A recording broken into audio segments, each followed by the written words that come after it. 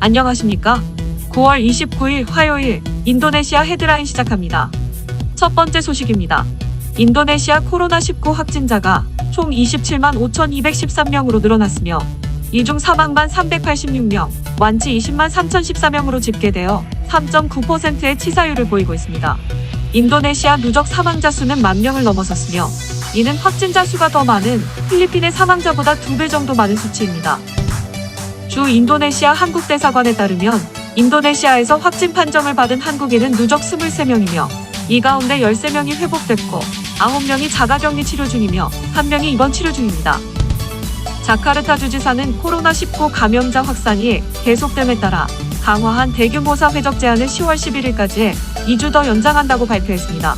자카르타 지방정부는 강화된 대규모 사회적 제한이 시행된 이후 자카르타 내의 확진자 수는 줄어들었다고 전했습니다. 하지만 자카르타의 인근 지역인 보고르, 데폭, 땅그랑, 버카시의 확진자가 증가함에 따라 지역 정부의 철저한 감시와 협조를 호소했습니다. 전염병 학자들은 인도네시아의 확진자 증가세가 계속되는 것은 전 세계 최저 수준의 인구 대비 검사율과 사무실, 보건소, 가족들 사이에 집단 감염이 계속 발생하기 때문이라고 진단했습니다. 또한 결혼식과 학교 등 새로운 집단 감염 장소들이 계속해서 발생되고 있습니다. 한국무역협회 자카르타 지부의 인도네시아 경제통상동향보고에 따르면 최근 인도네시아는 코로나19 백신 수량 확보에 대한 우려는 물론 소비 위축이 심화하고 있습니다. 저소득층을 대상으로 한 직접적인 현금 보조 제공 등 장기재정 부양책의 필요성이 커지는 가운데 인도네시아 재무부는 원자재 보조금 등을 현금 보조 사회보장 프로그램 전용으로 시행하는 것을 검토 중입니다. 다만 이러한 경기부양책이 소비 진작으로 이어지려면 하위 40% 이하를 대상으로 하는 보조금의 효과에 대해 검토가 필요하다고 인도네시아 재무부 측은 밝혔습니다. 인도네시아 정부는 경기부양 프로그램을 위해 2022년까지 중앙은행과 협조할 것이라고 전했습니다.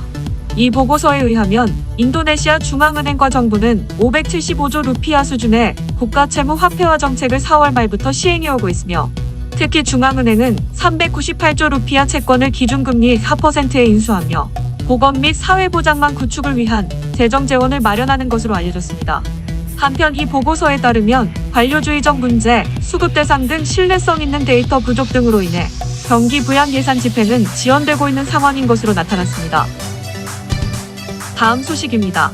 지난 24일 우리나라 국토교통부는 인도네시아 공공사업주택부와 국장급 화상회의를 개최하고 행정수도 이전 경험을 공유하는 등 구체적인 협력 방안을 논의했다고 밝혔습니다.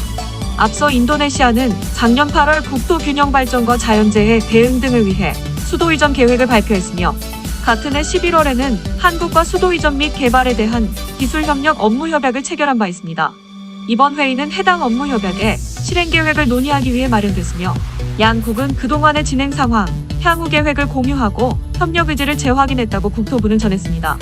우리나라 측은 인도네시아 정부의 신수도 도시개발계획 수립 지원을 약속했으며 이에 인도네시아는 우리나라의 도시개발계획 수립 지원과 전문가 파견 정책자문 제공 등의 감사를 표하고 세종시 건설 경험에 지속적인 공유를 요청했습니다.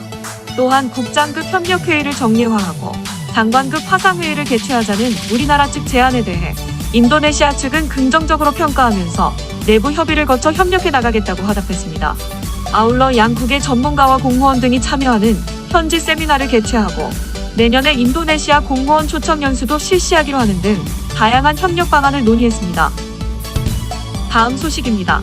지난 23일 인도네시아 국영기업부 장관과 투자조정청장이 LG화학과 현대차의 인도네시아 배터리 공장 설립 문제를 단판 짓기 위해 서울을 방문하였습니다. 자카르타 알림공항에서 전용기로 한국을 방문한 이들은 오로지 전기차 배터리 문제를 해결하기 위해 방문한 것이라고 밝혔습니다.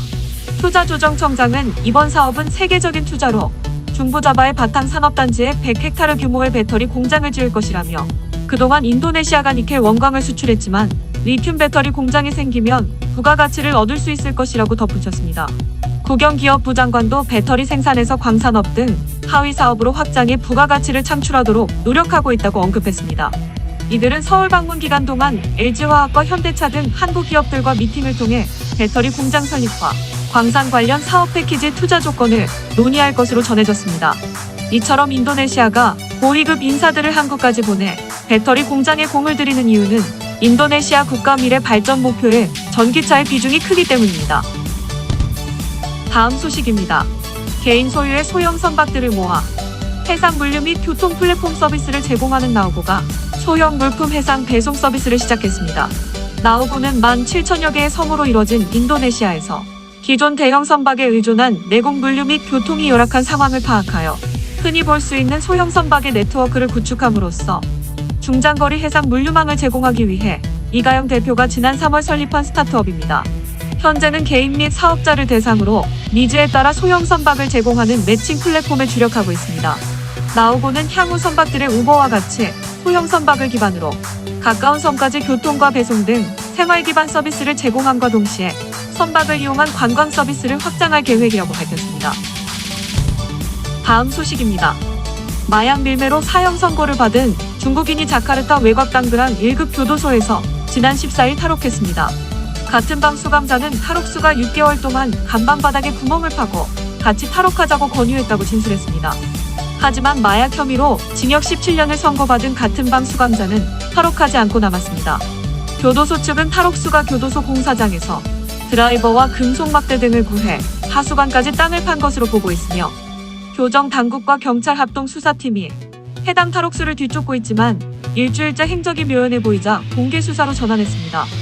해당 탈옥수는 2016년 110kg의 필로폰을 인도네시아로 밀수한 혐의로 현지 경찰에 체포됐으며 2017년 동부 자카르타의 경찰서 유치장에서 쇠막대기를 이용해 화장실 벽을 뚫고 탈출한 전적이 있습니다. 당시 탈출한 지 사흘 만에 서부 자바 수카부미에서 다시 체포한 뒤 경비가 더 삼엄한 해당 구치소로 이송했으나 다시 또 탈옥한 것입니다. 법무인권부 반튼청장은 탈옥한 중국인 사형수를 체포하는 즉시 처형할 것이라고 밝혔습니다. 다음 소식입니다. 싱가포르의 부호저택에서 일하던 인도네시아 가정부가 도둑으로 몰린 뒤 4년에 걸친 법정 투쟁 끝에 무죄 판결을 받았습니다. 지난 2016년 싱가포르의 백만장자로 알려진 리오물롱 창의공항 그룹 회장은 자신의 집에서 일하던 인도네시아 가정부를 절도 혐의로 경찰에 신고해 체포하였습니다. 재판 과정에서 해당 가정부는 자신이 무죄임을 호소했지만 2019년 지방법원은 징역 2년 2개월형을 선고했습니다. 이에 해당 가정부는 항소했고 결국 대법원 격인 항소법원으로부터 4년 만에 무죄 판결을 받은 것입니다. 항소법원 재판부는 리우 일가가 인도네시아 가정부를 신고한 배경에 부적절한 동기가 있었다 결론 내리고 해당 사건을 다룬 경찰과 검찰, 하급법원 판사 등에 대해 문제가 있다고 지적했습니다. 주요 외신에서는 이 사건이 부유층의 전횡을 보여준 전형적 사건이라고 싱가포르 사회에서 받아들여지고 있다며 사회 공정성에 경종을 울리고 있다고 보도했습니다. 해당 무죄 판결 이후 거센 비판 속의 리우 회장은 창의공항과 주요 단체 및 직위에서 모두 물러나게 됐습니다. 다음 소식입니다. 자신이 팔던 술을 경찰에게 압수당한 주류 판매업자가 앙심을 품고 경찰서를 침입한 사건이 발생했습니다. 서부자바 경찰 홍보부장은 해당 가해자가 차를 몰고 고속으로 달려와 경찰서의 문을 들이받았고 즉시 내부로 침입했다고 전했습니다. 그는 차에서 내려 경찰에게 접근하여 무기를 빼앗으려 했지만 경찰에 의해 제지당했고 즉시 체포되어 수사관들에게 조사를 받았습니다. 조사 결과 해당 가해자는 주류 판매점을 운영하고 있었고 경범죄로 기소되어 판매 중이던 주류를 모두 경찰에 압수당했다고 진술하였습니다. 가해자는 판매해야 할 주류를 모두 압수당해 상실감이 컸고 경찰의 부당한 조치에 억울하고 복수하고 싶었다고 항변했습니다.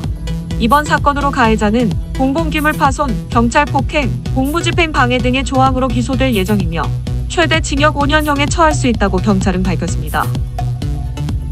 시청해주셔서 감사합니다. 다음 시간에 뵙겠습니다.